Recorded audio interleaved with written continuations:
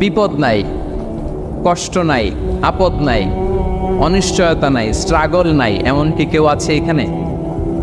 কেউ কি হাত তুলে বলতে পারবেন যে হুজুর আমার জীবনে কোনো বিপদ নাই, অথবা আমার জীবনে কোনো দুঃখ নাই, কষ্ট নাই, কোনো স্ট্রাগল নাই, কোনো রিস্ক নাই? এরকম সৌভাগ্যবান কেউ আছেন এখানে? তাহলে জীবনের জন্য পরীক্ষা এটা অনস্বীকার্য, হবেই হবে পরীক্ষা। পৃথিবীর জীবনটাই এমন, এভাবেই এই লাইফকে ডিজাইন করা হয়েছে। পরীক্ষা থাকবে, এখানে বিপদ থাকবে, এগুলো উত্তীর্ণ হয়ে আপনাকে যেতে হবে। চির সুখ চির শান্তি এটাই পৃথিবীতে হয় না। চির সুখ এবং চির শান্তির জায়গা হচ্ছে জান্নাত। চির সুখ এবং চির শান্তি কোথায়? এটা জান্নাতের বৈশিষ্ট্য। চির সুখ চির শান্তি, টেনশন নাই, ঝামেলা নাই, পরীক্ষা নাই, বিপদ নাই, রিস্ক নাই, স্ট্রাগল নাই। এটা হচ্ছে দ্য ফিচার্স অফ জান্নাত, জান্নাতের ফিচার। কিন্তু সমস্যা বাদে তখন যখন জান্নাতের ফিচার আমরা দুনিয়ায় খুঁজি, যেটা পাবো আমরা জান্নাতে, এটা খুঁজি কোথায়? এই তখনই সমস্যাবাদ। And this is the main problem. এটাই বড় সমস্যা। এই সমস্যার সমাধান কোথায়, এটা নিয়ে আজকে আমি কিছু কথা অ্যাড্রেস করবো ইনশাআল্লাহ। তো তাহলে আসুন শুনি জান্নাতের ফিচার কি। জান্নাতের কমন একটা ফিচার হচ্ছে জান্নাতে there will be no sickness in paradise. জান্নাতে কোনো অসুস্থতা থাকবে না, চিরসুস্থ। সুবহানাল্লাহ পড়েন। চিরসুস্থ চির সবল, কেউ অসুস্থ হবে না জান্নাতে।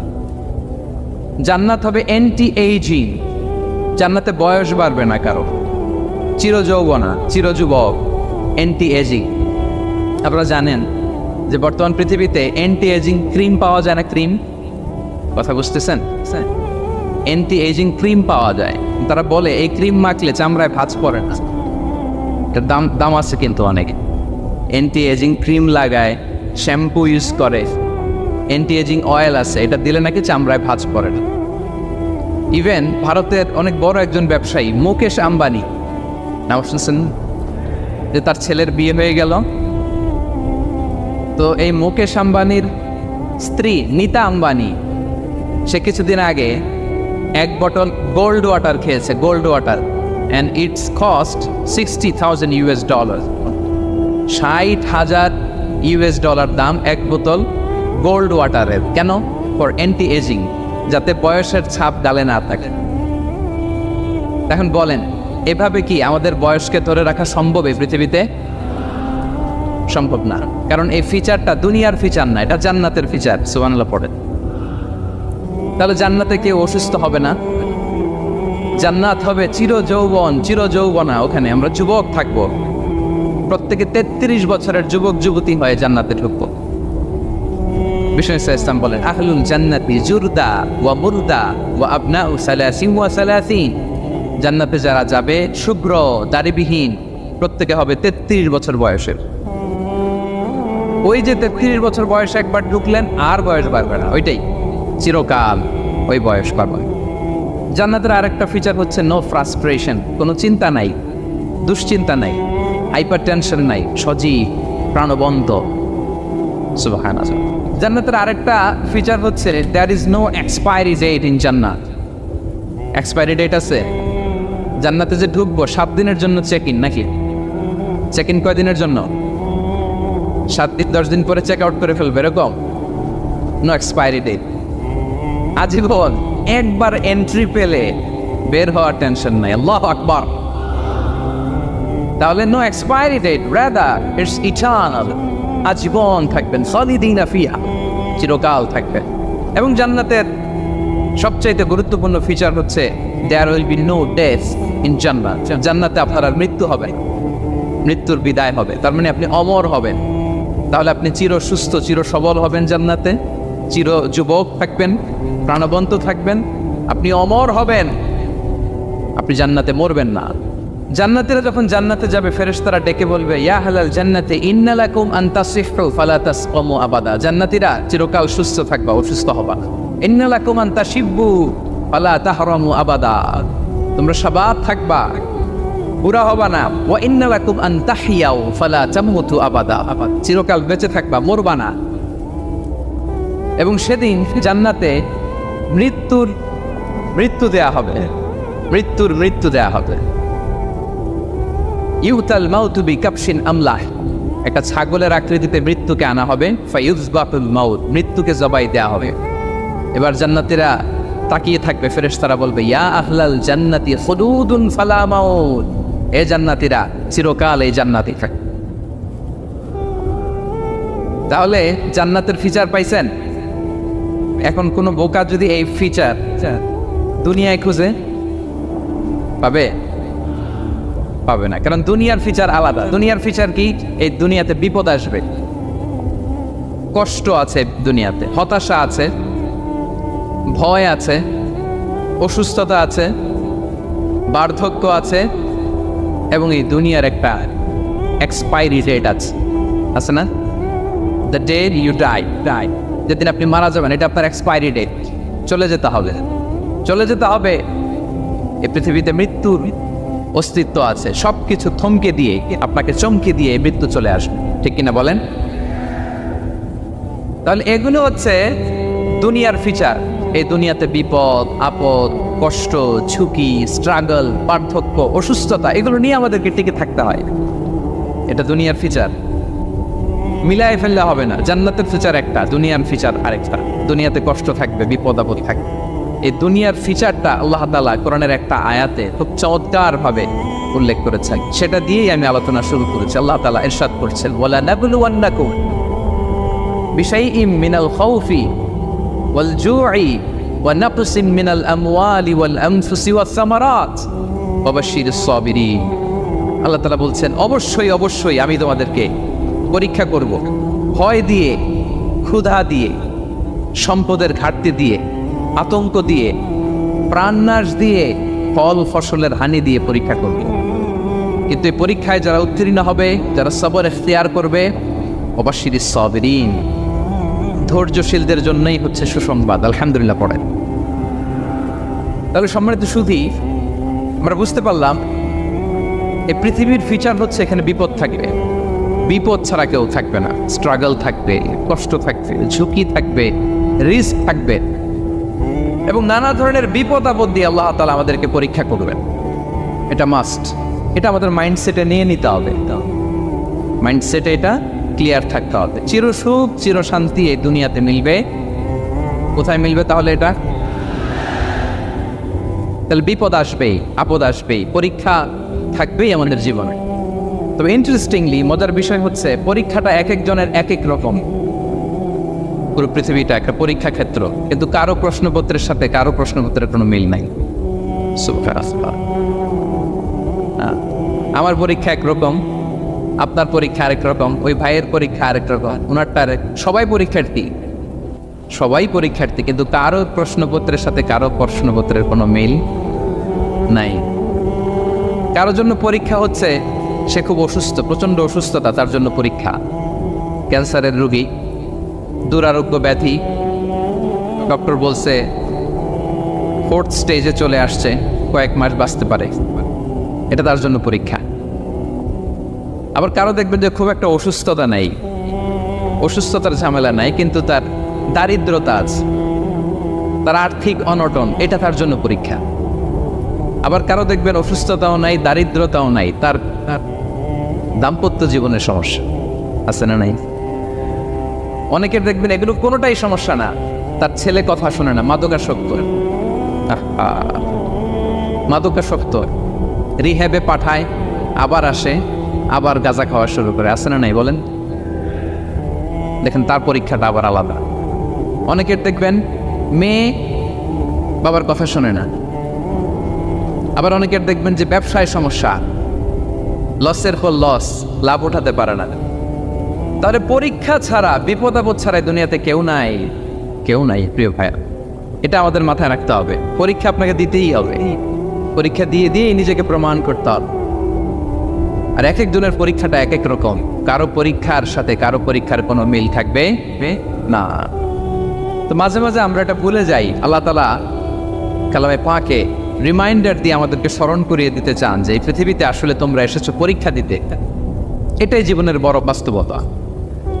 আমাদের জীবনে যত হতাশা, আমাদের জীবন নিয়ে যত অভিযোগ, আমাদের মনে যত কষ্ট, আমাদের হৃদয়ের ভেতরে যত অস্থিরতা, তার মূলে হচ্ছে এই সমস্যা যে আমরা ভুলেই গেছি আমরা পরীক্ষা দিতে আসছি।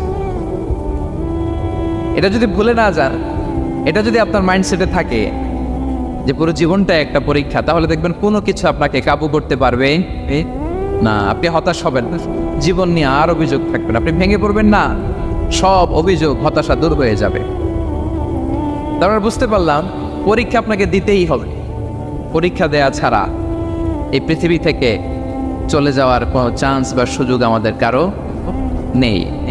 সূরাতুল আনকাবুতে আল্লাহ তাআলা এই কথাটা আরো চমৎকার ভাবে বলেছেন। আল্লাহ তাআলা ইরশাদ করছেন, আহাসিবান নাসু আইয়ুতরাকু আইয়াকুলু আমান্না ওয়া হুম লা ইফতানুন ওয়ালাকাদ ফাতান্না আল্লাযীনা মিন ক্বাবলিহিম ফালা ইয়া'লামান্না আল্লাহু আল্লাযীনা সাদাকু ওয়ালা ইয়া'লামান্নাল কাযিবিন। আল্লাহ বলেন, মানুষ কি ভেবেছে সে শুধু বলবে আমি ঈমানদার আর তাকে আমি জান্নাতে ঢুকাই দিব? না, কখনো না, কোশ্চিন কালেও না। বরং পূর্ববর্তীকালে যারা পৃথিবীতে এসেছিল তাদেরকে আমি পরীক্ষায় নিয়েছি, পরীক্ষা করেছি, এবং তাকেও ঈমানের প্রশ্নে সে সত্যবাদী না মিথ্যাবাদী পরীক্ষা দিয়ে দিয়ে নিজেকে প্রমাণ করতে হবে। ঠিক কিনা বলেন? পরীক্ষা দিয়ে আপনাকে প্রমাণ করতে হবে। এবং এই পরীক্ষার ব্যাপারটা, এটা যে শুধু আমরা সাধারণ মানুষ আমাদের জীবনে দুঃখ বিপদ পরীক্ষা এমনটা নয়। এই পৃথিবীর সবচেয়ে শ্রেষ্ঠ মানুষ যারা ছিলেন তাদেরকে আল্লাহ পরীক্ষা নিয়েছেন। বলেন তো, এই পৃথিবীতে সবচাইতে শ্রেষ্ঠতম মানুষ কারা? সবচাইতে শ্রেষ্ঠ ভালো মানুষ কারা ছিল পৃথিবীতে? বলেন তো, নবীরা। আওয়াজ করে বলেন তো, কারা? তো বলেন তো, নবীদের জীবনে পরীক্ষা ছিল কি ছিল না? হ্যাঁ, ছিল। বেশি না কম?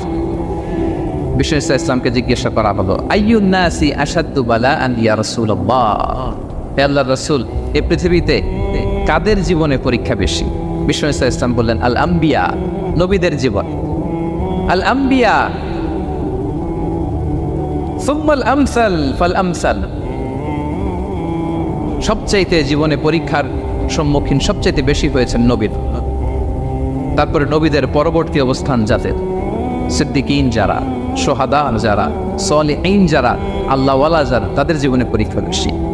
ইউবতালার রাজুলু আলা হাসাবি দীনি, ব্যক্তির দিনদারি যত বেশি তার জীবনে আল্লাহর পরীক্ষাও তত বেশি। আপনি আল্লাহওয়ালা হবেন, আপনার জীবনে পরীক্ষাও অনেক বেশি। এজন্য ইমানদার হওয়া যেমনি মর্যাদার, ইমানদারের জীবনে পরীক্ষাও হবে অনেক বেশি। এবং পরীক্ষা যত বড়, খেয়াল রাখতে হবে, মন খারাপ করার কোনো সুযোগ নেই। পরীক্ষা যার জীবনে যত বড়, সেটাতে সফল হতে পারলে ওটার প্রতিদানও বড়। পরীক্ষা যত বড়, এটাতে সাকসেস হইতে পারলে এটার রিওয়ার্ডও তত বড়। বিষ্ণু ইসলাম বলেন, ইযামুল জাযাই মাআ ইযামিল বালা, বালা যত বড় জাযাও তত বড়, প্রতিদানও তত বড়। কারণ নবীদের জীবনে যদি খেয়াল করেন, দেখবেন যেই নবীর জীবনে পরীক্ষা যত বেশি, সেই নবীর জীবনে সফলতাও তত বেশি। সাইয়েদানা ইব্রাহিম আলাইহিস সালামের কথাটা একটু খেয়াল করেন তো, বলেন তো, ওনার জীবনে পরীক্ষা কেমন ছিল? বেশি না কম? ওনার জীবনের পরীক্ষা থেকেই তো আমরা এই শব্দটা ব্যবহার করি। আমরা বলি অগ্নি পরীক্ষা। কি বলি? মানে আগুনে নিক্ষেপ করা হয়েছে সাইয়েদানা ইব্রাহিম আলাইহিস সালামকে, তাও স্বাভাবিকভাবে না, উলঙ্গ করে, ন্যাকেট করে ওনাকে অপমানিত করবার জন্য ওনার গায়ের জামা কাপড় খুলে উলঙ্গ অবস্থায় আল্লাহর খলিল সাইয়েদানা ইব্রাহিম আলাইহিস সালামকে অগ্নিকুণ্ডে নিক্ষেপ করা হয়েছিল। এরকম এক্সপিরিয়েন্স এই অডিটোরিয়ামের ভেতরে আমাদের কখনো হয়েছে? তাইলে সাধারণ মানুষের জীবনের পরীক্ষা আর নবীদের জীবনের পরীক্ষার মধ্যে পার্থক্য আছে না নাই? ওই পরীক্ষায় উনি পাশ করে ফেললেন। 86 বছর পর্যন্ত আল্লাহর কাছে দোয়া করলেন, আল্লাহ আমাকে একটা নেককার সন্তান দাও। আল্লাহ সন্তান দেয় না। 86 বছর পরে আল্লাহ তাআলা সাইয়েদানা ইব্রাহিম আলাইহিস সালাম এবং হাজারের ঘরকে উজালা করে সন্তান দিলেন। সাইয়েদানা ইসমাঈল আলাইহিস সালাম পৃথিবীতে আসলেন কত বছর বয়সে? 86 বছর বয়সের এখানে কেউ আছেন? হ্যাঁ, আছি আমরা? কেউ নাই। 86 বছর বয়সে প্রথম সন্তান পেয়েছে। তাদের ঘরকে উজালা করে আল্লাহর নবী সাইয়েদনা ইসমাঈল আলাইহিস সালাম আসলেন। এবার আল্লাহ বললেন, যাও স্ত্রীকে আর এই কলিজার টুকরা সন্তানকে, থাকো তো প্যালেস্টাইনে, প্যালেস্টাইন থেকে ১,৫০০ কিলোমিটার দূর, দ্য ব্যারেন ল্যান্ড, ওই মক্কার ধুধু মরু প্রান্তরে রেখে আস, যেখানে কেউ নাই, মানুষ নাই, গাছ নাই, পাখি নাই, পানি নাই, যাও রেখে আস। আচ্ছা বলেন তো, ৮৬ বছর পরে যে লোকটা সন্তান পেল, পজিশন উত্তর দিয়েন, ৮৬ বছর পরে যে লোকটাকে আল্লাহ তাআলা সন্তান দিল, তার হৃদয়ে ওই সন্তানের জন্য মায়া বেশি না কম? এমনি তো আমাদের প্রথম সন্তানের হিস্ট্রিটা একটু খেয়াল করেন তো। প্রথম আমাদের যে মেয়ে হয়েছিল বা যাদের ছেলে হয়েছিল, তার প্রতি আদর, সোহাগ, দরদ, ভালোবাসা, আহ্লাদ কত ছিল। আর ৮৬ বছর বয়স আল্লাহ তাআলা ওনাকে সন্তান দিলেন, দিয়ে বললেন যাও হাজারকে আর ইসমাইলকে মক্কার ধুধুমরু প্রান্তরে রেখে আস। আল্লাহ তাআলা বলতে দেরি, চলে যেতে দেরি নেই, মুহূর্তে রওনা হয়ে গেল। সুবহানাল্লাহ পড়বেন না? রেখে আসলেন মক্কার ধুধুমরু প্রান্তরে। এবার আল্লাহ বললেন যাও, রিটার্ন ব্যাক টু প্যালেস্টাইন, প্যালেস্টাইনে চলে যাও। চলে গেলেন, হৃদয়টা ভেঙে খান খান। অনেক বছর পরে আল্লাহ তাআলা আবার অনুমতি দিলেন, যাও এবার ছেলেকে দেখে আসতে পারে, যাও প্যালেস্টাইন থেকে আবার মক্কা যাও। সাইয়েদনা ইব্রাহিম আলাইহিস সালাম প্যালেস্টাইন থেকে আবার ১,৫০০ কিলোমিটার পথ পাড়ি দিয়ে, এখনকার মতো ফ্লাইটে যায় নাই, গাড়িতেও না, উটে করে। কিসে করে? উনি যে কতবার মক্কা থেকে ফিলিস্তিন এসেছেন আর গিয়েছেন, কোনো ইয়ত্তা নাই। গেলেন, এবার ছেলেটা হাঁটতে পারে, দৌড়াতে পারে, একটু একটু কথা বলতে পারে, আব্বা আব্বু ডাকতে পারে। কেমন মায়া লাগে বলেন তো?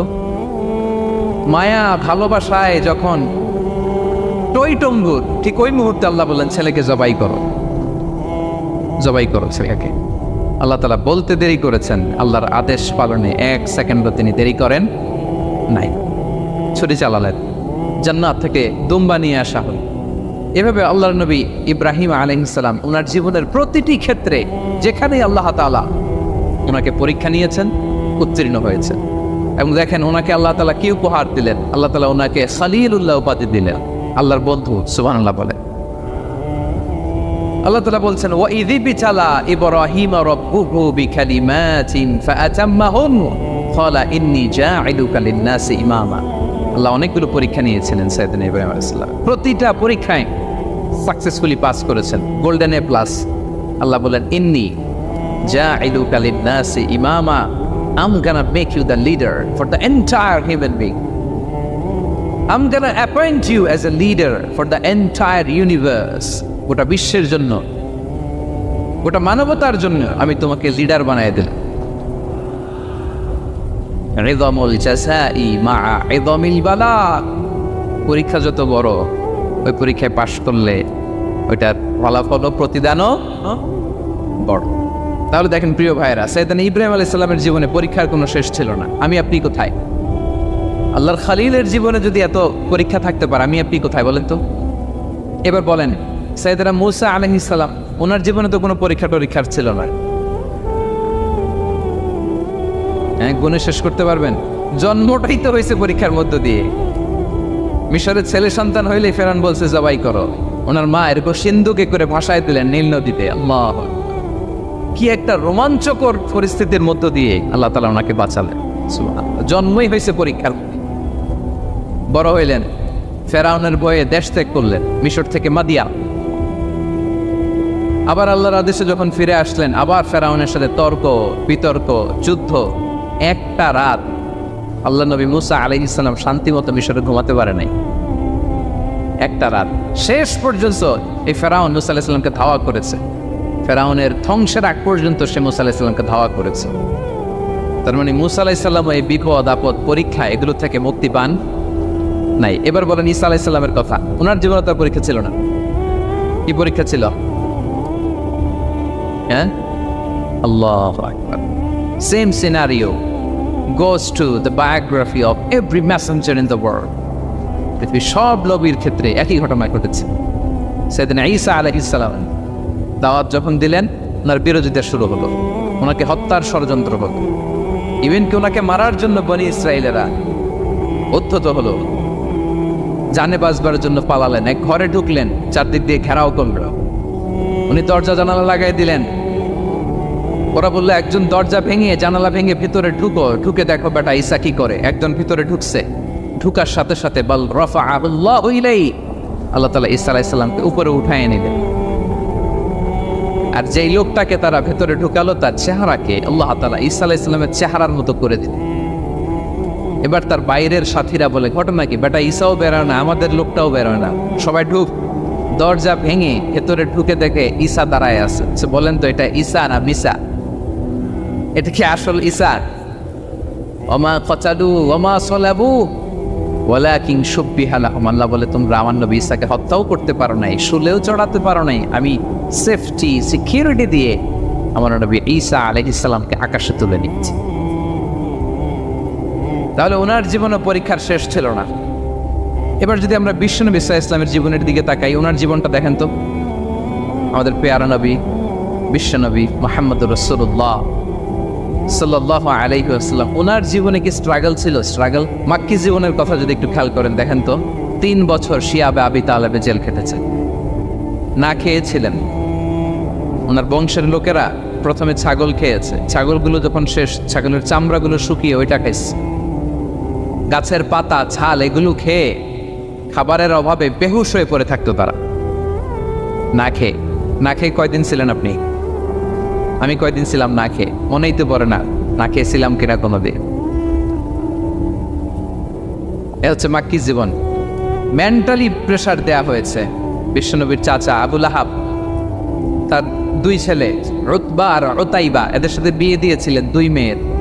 যখন দাওয়াত দেওয়া শুরু করলেন 2 মেয়েকে ডিভোর্স দিয়ে দিল। দেখেন একটা বাবার জন্য প্রাপ্তবয়স্কা মেয়েকে যখন উঠায় নেওয়ার আগে ডিভোর্স দেয়, তার মানসিক অবস্থাটা কেমন থাকে বলে? মেন্টালি প্রেশারাইজ করা হয়েছে, ফিজিক্যালি অ্যারেস্ট করা হয়েছে। বিষ্ণু ইসলাম যখন নামাজে দাঁড়াতেন, ওটের পচা নারী ঘুরি বিষ্ণুবীর কাঁধে চাপিয়ে দেওয়া হতো। আপনার জীবনে এরকম ঘটছে কখনো? আপনি নামাজ পড়তেছেন, ওটের পচা নারী ঘুরি আপনার কাঁধে চাপিয়ে দেওয়া হয়েছে। কয়দিন হয়েছে এরকম? কয়দিন হয়েছে? হ্যাঁ, তারপরে তো আলহামদুলিল্লাহ বেরোয় না মুখ দিয়ে। কেমন আছেন হুজুর? কয়েন না, বেশি একটা সুবিধার না, তাই না? বেশি একটা একটু মিলাবেন। কতটুকু পরীক্ষা আমরা দিয়েছি।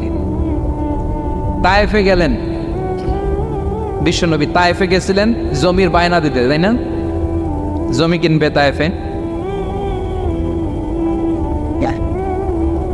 তায়েফবাসীদেরকে জাহান্নামের আগুন থেকে বাঁচাতে গিয়েছিলেন, নিজের জন্য না। সেখানে তায়েফের ছেলেরা পাথর মেরেছে বিষ্ণু ইসলামের গায়ে। এত শুভ্র দেহ ছিল, চেহারা ছিল, বিষ্ণুবীর গা দিয়ে ঝরঝর করে রক্ত ঝরেছে। ফিজিক্যাল হ্যারাসমেন্টের শিকার হয়েছেন বিষ্ণু ইসলাম। যখন যেদিন বিষ্ণু ইসলামকে হত্যার ষড়যন্ত্র করা হলো, আল্লাহ তাআলার আদেশে তিনি মক্কা থেকে মদিনায় হিজরত করলেন। মদিনাতে যে একটা রাত, 7ম হিজরির আগ পর্যন্ত শান্তিতে ঘুমাতে পারেন নাই।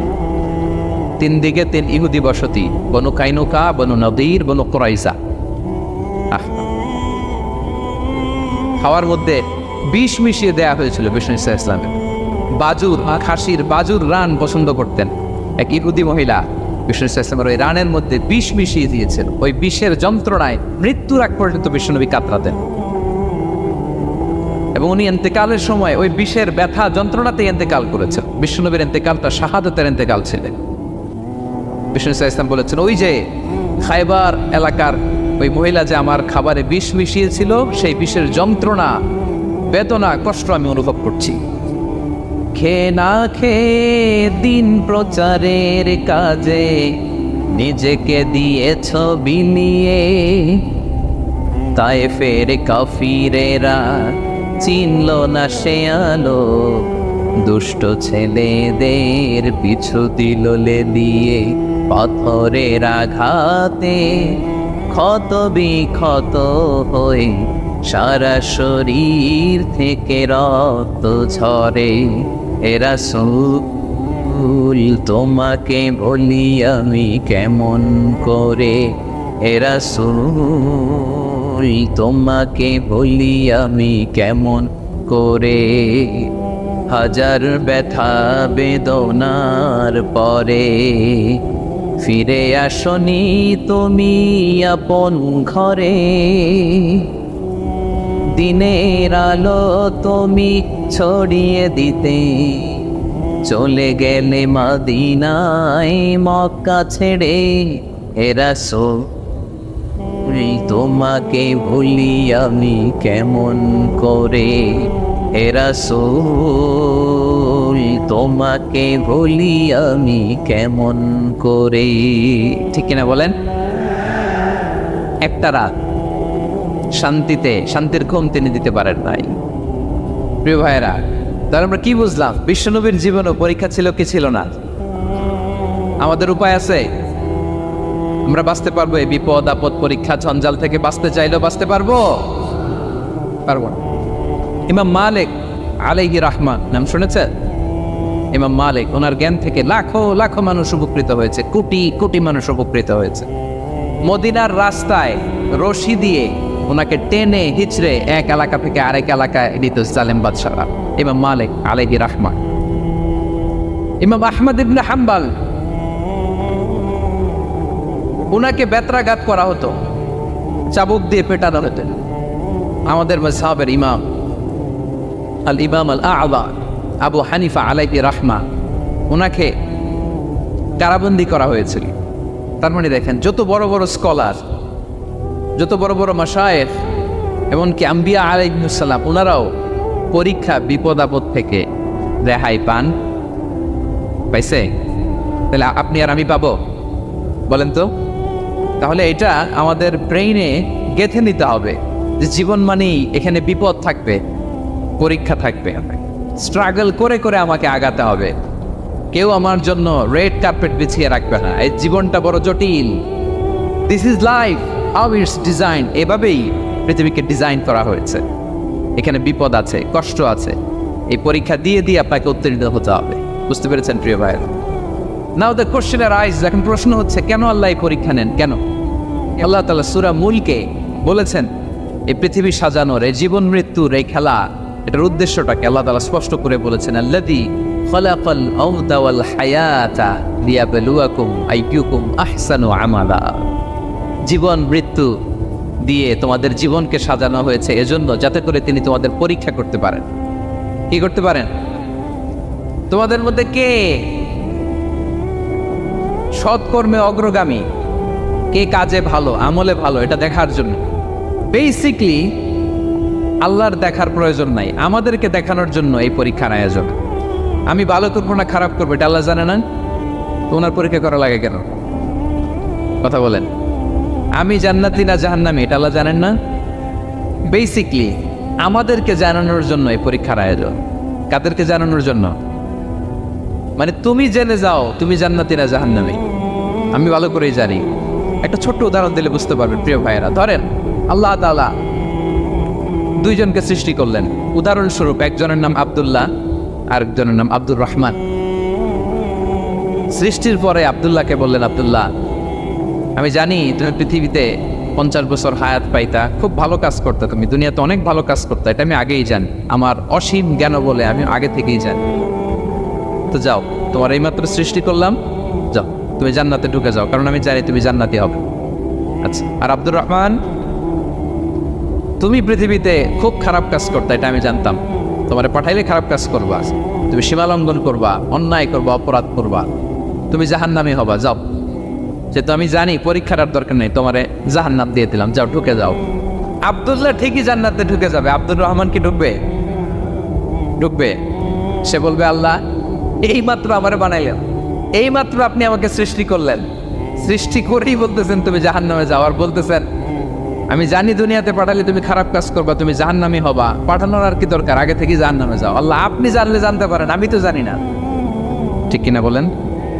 সে বলবে, না আল্লাহ আপনি ভুল বলতেছেন, এই দুনিয়াতে পাঠাইলে আমি খুব ভালো কাজ করতাম, আমি সীমালঙ্ঘন করতাম না, নামাজ পড়তাম, রোজা রাখতাম, হজ করতাম, যাকাত দিতাম, সাদাকা করতাম, চ্যারিটি করতাম, জনকল্যাণকর সব ভালো কাজগুলো আল্লাহ আমি করতাম। এজন্য আল্লাহ তাআলা পরীক্ষার আয়োজন করেছেন, যাতে করে তুমি জেনে যাও যে পৃথিবীতে তুমি কি করেছো। এখন আর আল্লাহকে এক্সকিউজ দেওয়ার সুযোগ নেই। আচ্ছা বলেন তো, আবু জাহেলকে যদি আল্লাহ এখন কিয়ামতের দিন বলে, Abu Jahl go to the hell fire, আবু জাহেলের কিছু বলার সুযোগ আছে? কারণ ও দুনিয়াতে কি করে আসছে এটাও জানে না, ফেরাউনকে ডেকে যদি আল্লাহ বলে, ফেরাউন তুমি জাহান্নামে যাও, go to the hell fire, ওর কি কোনো এক্সকিউজ দেওয়ার সুযোগ আছে? বলেন, সুযোগ আর আছে? কারণ তুমি দুনিয়াতে কি করেছো তোমার চেয়ে ভালো কেউ আর জানে। তা পৃথিবীতে এই পরীক্ষার এই আয়োজনের সবচাইতে বড় উদ্দেশ্য হচ্ছে যাতে করে আমরা দেখে যাই যে আমরা কি কাজ করছি। কেউ যখন পরীক্ষা দেয় প্রিয় ভাইরা, ওই পরীক্ষায় কত পাবে তার একটা হিসাব আছে না? বলেন, আপনি গণিত পরীক্ষা দিয়ে আসছেন, যে 100-তে 100 পাবে সে বলতে পারে আমার সব অঙ্ক হয়েছে, ঠিক কিনা বলেন? আর যে লাড্ডু গুড্ডু বুঝছেন তো, কিছুই পারে নাই, গোড়ার টিপ, তারও একটা হিসাব আছে যে সে কিছুই লিখে আসতে পারে নাই। তাই পৃথিবীতে এই পরীক্ষার আয়োজনের প্রধানতম কারণ হচ্ছে যাতে করে আমরা বুঝে যেতে পারি যে আমরা কোথায় যাব, জান্নাতে না জাহান্নামে। প্রিয় সুধী, এ পর্যায়ে আমরা জানবো এই যে পরীক্ষা আল্লাহ তাআলা নিচ্ছেন আমাদেরকে, এই পরীক্ষায় সফল হওয়ার মূল মন্ত্র কি? কোরআনে বিভিন্ন আয়াতে এই পরীক্ষার কথা বলা হয়েছে এবং এই পরীক্ষার সফলতার মূল মন্ত্রও কোরআনে ঘোষিত হয়েছে। আলহামদুলিল্লাহ বলেন। যে আয়াত দিয়ে আমি শুরু করেছি এই আয়াতই আল্লাহ তাআলা বলেছেন, ওয়াবাশশিরিস সাবিরিন, নবী হে ধৈর্যশীলদেরকে আপনি সুসংবাদ দিন।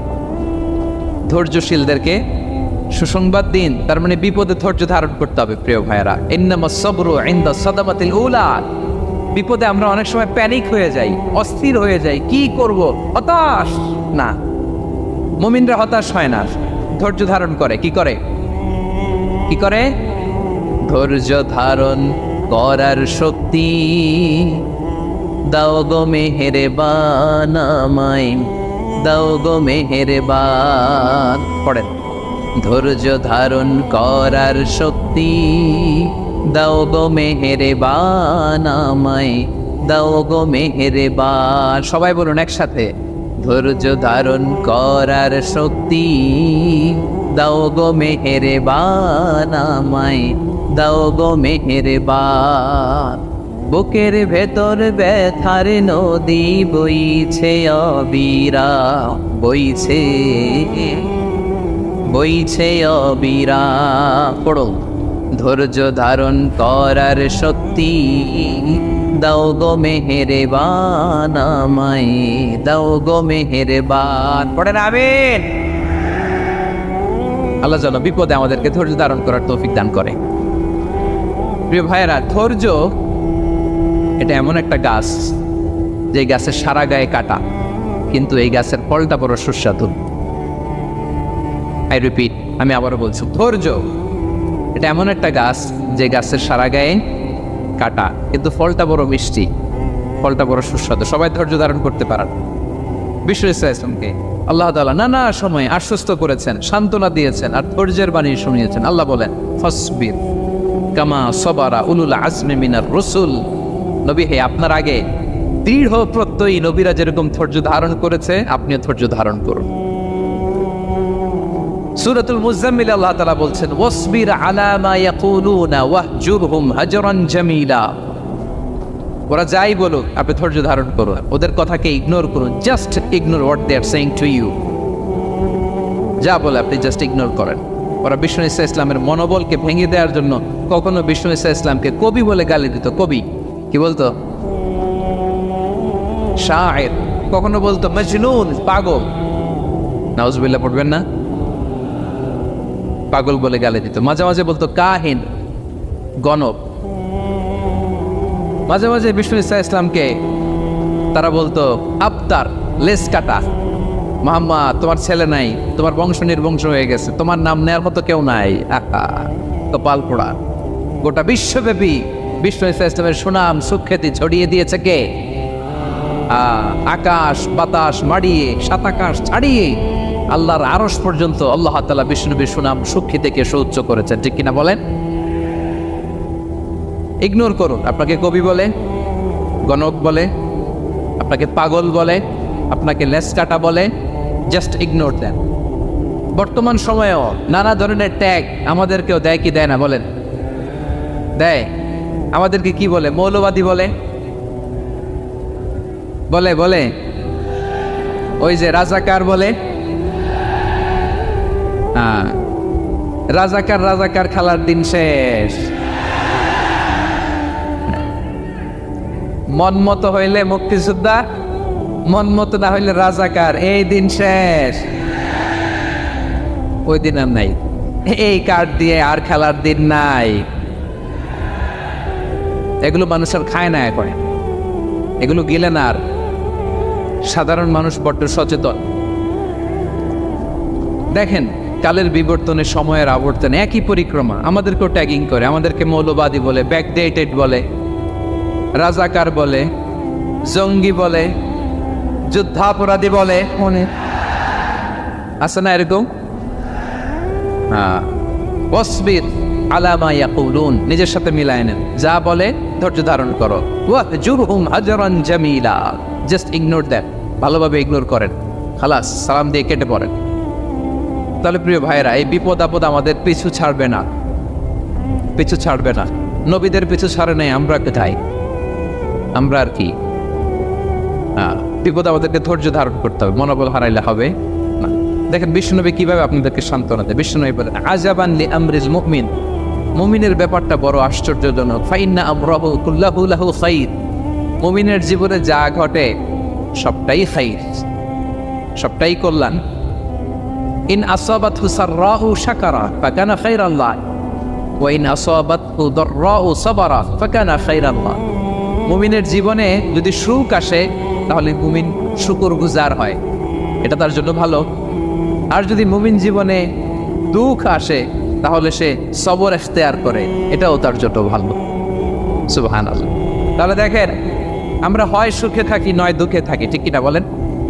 তাহলে সুখের সময় আমরা শুকর করি, কি করি? শুকরগুজার হই। শুকরিয়া করাও একটা ইবাদত, শুকরিয়া করাও কি? আর দুঃখের সময় আমরা সবর করি, সবর করাটাও একটা। তাহলে আমাদের পুরো জীবনটাই ইবাদত, পুরো জীবনটাই সুখের সময় শুকর আর দুঃখের সময় সবর। আওয়াজ করে বলেন, সুখের সময় শুকর আর দুঃখের সময়। এই দুই ইবাদত মুমিন জীবনে চলমান, কন্টিনিউয়াস, একটা উইন উইন সিচুয়েশন। কি বল, উইন উইন হয়ে গেল না? যেই পরিস্থিতিতেই থাকে আমাদের জন্য লাভ। আল্লাহু আকবার। তাহলে প্রিয় ভাইয়েরা, এটাই জীবনের বাস্তবতা। সবর আমাদেরকে ইখতিয়ার করতে হবে, হতাশ হওয়া যাবে না। অনেকে আমরা অল্পতে হতাশ হই। এই যে আমরা ধৈর্য ধারণ করছি, এর ফল পাচ্ছি না। দীর্ঘ দেড় দশক ধরে ধৈর্য ধারণ করছেন না আপনারা? এখন মুক্তি, স্বাধীনতা, বিজয় এনে দিয়েছে কে? ধৈর্য ধারণ করা। ধৈর্যের যে ফলাফল, এটা বড় মিষ্টি। ধৈর্য এমন একটা গাছ, এই গাছের সারা গায়ে কাটা, কিন্তু এর ফলটা বড় সুস্বাদু, এর ফলটা বড় মিষ্টি। ধৈর্য ধারণ করার অভ্যাস করতে হবে প্রিয় ভাইরা। মুমিন হতাশ হয় না, হাল ছেড়ে দেয় না। মুমিন ভরসা রাখে একজনের উপর, তিনি কে? লা তাইআসু মির রাউহিল্লাহ ইন্নাহু লা ইয়াইআসু মির রাউহিল্লাহি ইল্লাল কওমুল কাফিরুন। আল্লাহর রহম থেকে নিরাশ হয়ে যাও। কাফির ছাড়া, অকৃতজ্ঞ ছাড়া কেউ আল্লাহর রহ থেকে, আশা থেকে নিরাশ হয় না। শয়তানের সবচেয়ে বড় মিশন হলো আমাদেরকে হতাশ বানানো, এটা খেয়াল রাখবেন। শয়তানের সবচাইতে বড় মিশন কি? আমাদেরকে হতাশ করে দেয়া। হতাশ বানাইতে পারলে সে সাকসেসফুল, খুশি। কিন্তু আমরা এত সহজে হতাশ হই না, আমরা নিরাশ হই না, আমরা বিপদে হাল ছেড়ে দেই না। আমরা ভরসা রাখি এক মহান সত্তার উপর, তিনি কে? মনে থাকবে, বিপদ আসলে ভেঙে পড়বেন, ভিসা না হইলে কান্নাকাটি শুরু করবেন, ব্যবসায় লস হইলে হাউমাউ, দেশ থেকে কোনো দুঃসংবাদ আসলে হতাশ হবেন, ভেঙে পড়বেন। ধৈর্য ধারণ করব আমরা। আওয়াজ করে বলেন, আমরা কি করব? সবর। বিপদ ট্যাকেল দেওয়ার প্রথম স্টেপ হচ্ছে সবর, ধৈর্য ধারণ করতে হবে। অবশ্যই সাবিরিন, ধৈর্যশীলদেরকে সুসংবাদ দাও। বিপদ থেকে বাঁচার দ্বিতীয় স্টেপ হচ্ছে এই বিপদ থেকে উত্তরণের চেষ্টা করতে হবে, কন্টিনিউয়াস প্রচেষ্টা চালিয়ে যেতে হবে। ওয়াল্লাযীনা জাহাদু ফিনা লানাহদিয়ান্নাহুম সুবুলানা, যারা আমার রাস্তায় চেষ্টা করে, প্রচেষ্টা করে, স্ট্রাগল করে, তাদেরকে আমি পথ দেখিয়ে দেই, সুবুল দেখিয়ে দেই, ওয়ে আউট দেখায় দেই, এক্সিট দেখায় দেই। কোথাও আটকাবেন না, আপনাকে এক্সিট দেখাই দিবে কে? মালয়েশিয়াতে কেলুয়ার বলে না, কেলুয়ার, কি বলে চেনেন? কেলোয়ার মানে কি? এক্সিট। এক্সিট পেয়ে যাবেন, আটকাবেন না আপনি জীবনে কোথাও।